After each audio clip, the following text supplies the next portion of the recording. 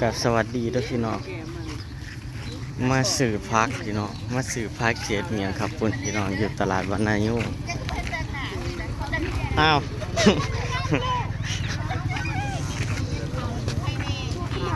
มาทัวงามเลย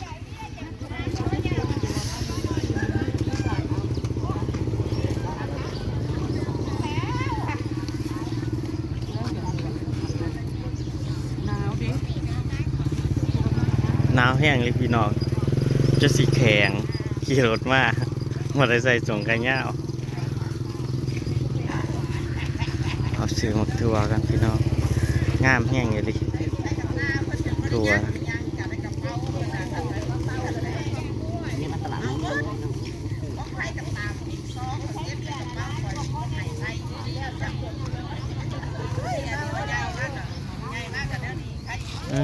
บริมาแต่เฮิงแล้วพี่น้องตลาดวรรณโยก็เอา2 มัดเลยตลาดคือซึกว่าใหญ่สุดกว่าเก่าพี่น้อง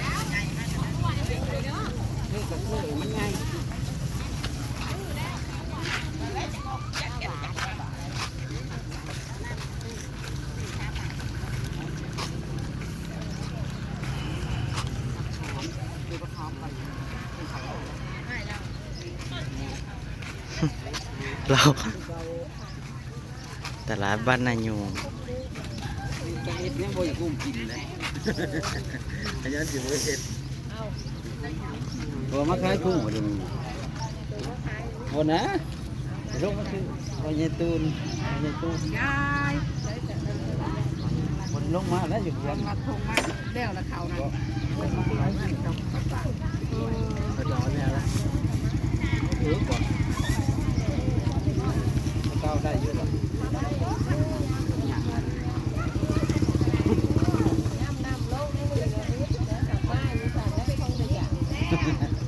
จะได้กาว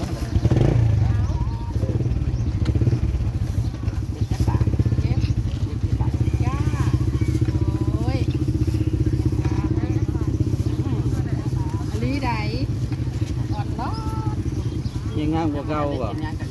ตื่นมากับงามโลคนงามนี่งามแล้วขอบใจเจ้า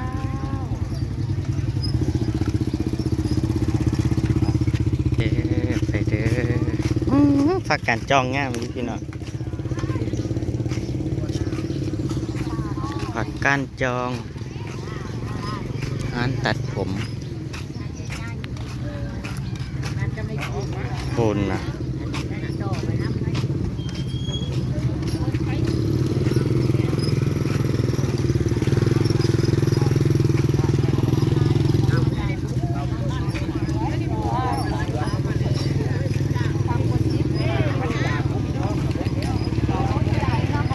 ปลาดุกนาไปซื้อวัดแล้วพี่น้องเฮ็ดนางฟ้า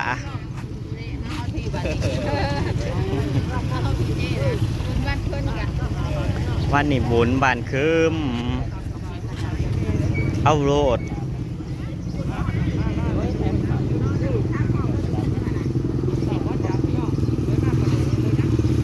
พูนกะลำอุ้ยงาม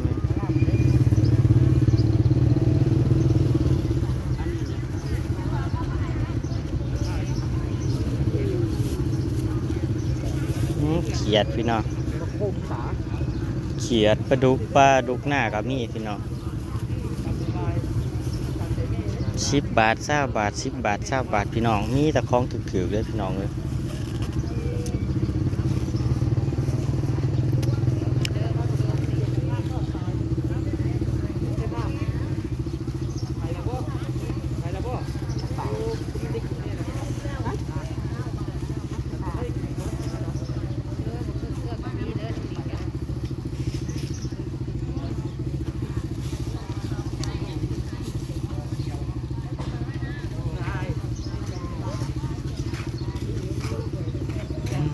กะหล่ำงามอีหลี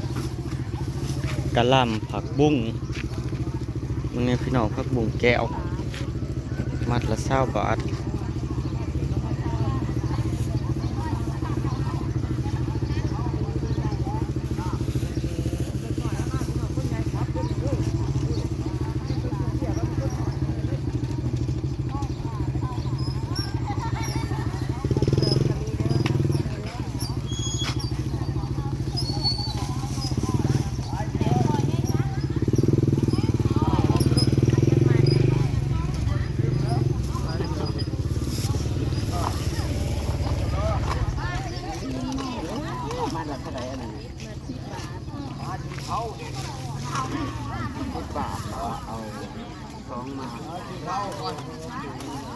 เอียงพักเอียงพักเสริม ว่าไล่ชดเลยว่าเดี๋ยวนี้จีเท่าไปก่อนโอ้ยจ่าใจเลย อ่าอืม ไปได้ไหนก็ได้มาปั้นเขาบ่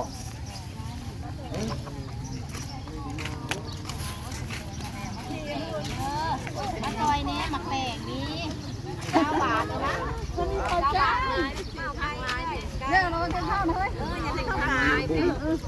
บุญได้บุญนี่เนาะไปต่อ20 บาท ต่อกลับไปเห็นเนี่ยต้องยังมันบุญชื่อก็ชนีที่ต้องมา5 บาทที่ว่าอยู่9 บาทแต่อีเราโอ้ยเนาะใจเพนน้ำตะกุนนี่อยู่ได้ตู้นะมื้อวานนี่คั่วทั้งเป็ดทั้งไก่เอานะเอาทอดมาอีกดีจังมาแต่ดอนได้ได้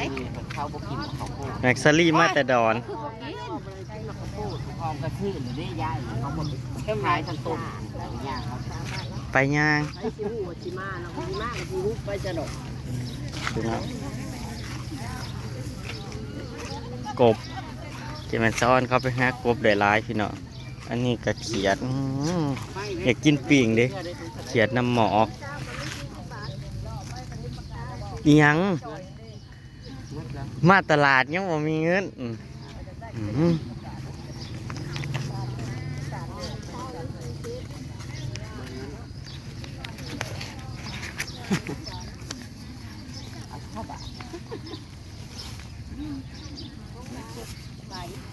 ไม่กล่าวรถ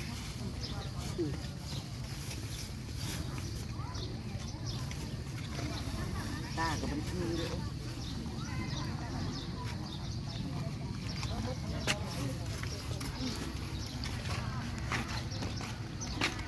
จะออนปลาดุกพี่เนาะ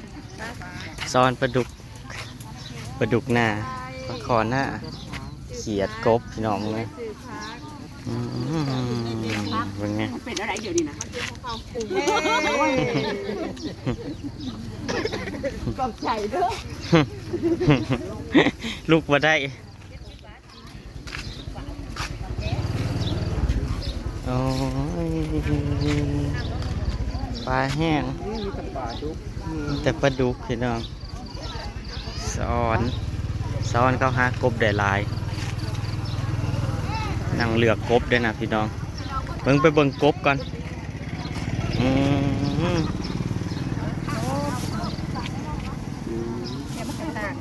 อันนั้นใส่เบสเอาบ่โอ้ยตึกสมัครได้หลายวันก่อนหน้าเจดอกไม้เขาสอนนะพี่น้องวีดสอนหาตึกหาสอนก็ยังได้หลายซ้ำ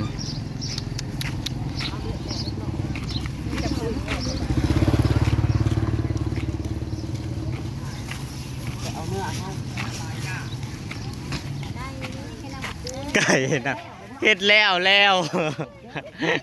4 โตพุ่น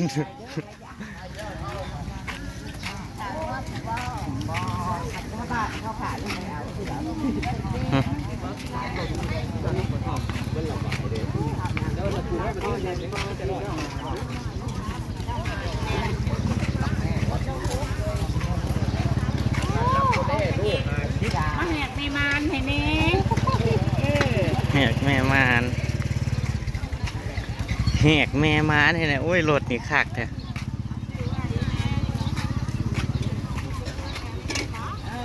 เอาเพิ่นมาอีก สะอ้อนกะหล่ำนะครับสะอ้อนกะหล่ำกะหล่ำลายเอ้ยกะหล่ำงามอืม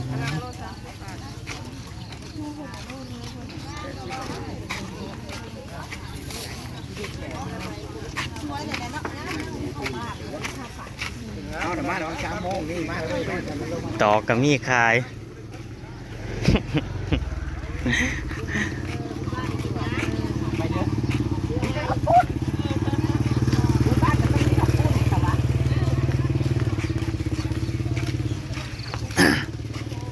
ยางยางยาง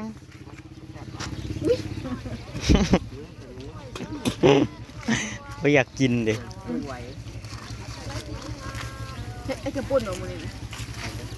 ไปเหรอจะทงเลยจู12คุณสาวเอาก็กินตัวนี้แหละก็กินเพื่อนเพื่อนซ่านหรือสั่นเด็กก็ห้อ อีหยัง เขาขาดอะไรดิ เนี่ยข่าวไปเจียวข่าวไปนั่นรถเกี่ยว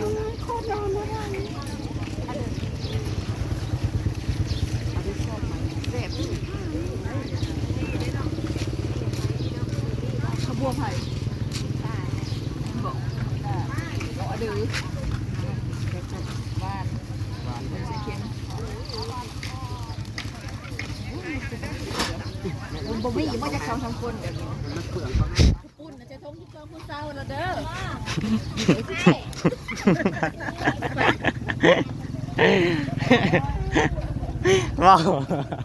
บอกไปใต้เห็นหนาแล้วปิดประตู ไปเด้อไปเด้อ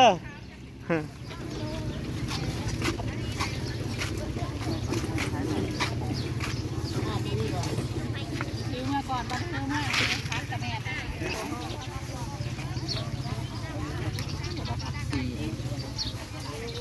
เห็นพักค่ะ รู้มาทางนี่แหละ ทางลุงขัน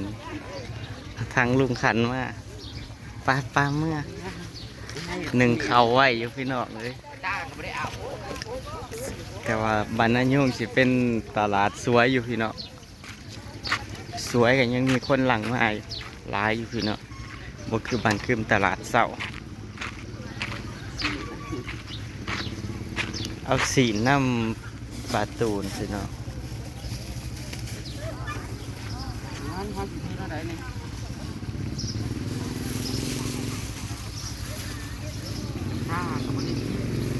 เอามาพี่เอามาพี่ บ้านเมื่อหาเสียมท้อง ปะ เหนียงทุกอย่างใช่ ตามคลิปหน้ากันแล้วกันพี่น้องไปแล้วพี่น้องสวัสดีครับผม